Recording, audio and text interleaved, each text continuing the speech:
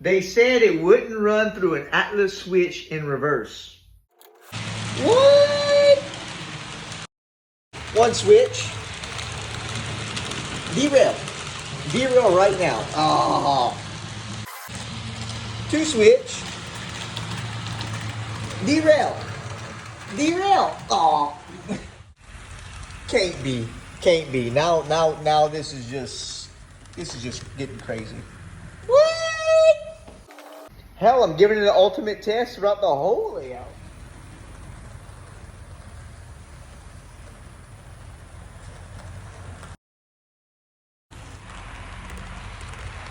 Another switch. Oh man, come on now.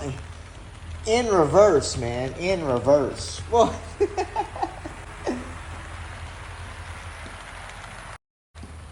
Coming through another one on an incline. Okay, that's the one. That's the one that's gonna give trouble.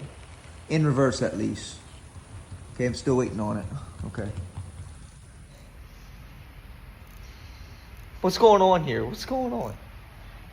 Oh, okay, right here. Oh, maybe.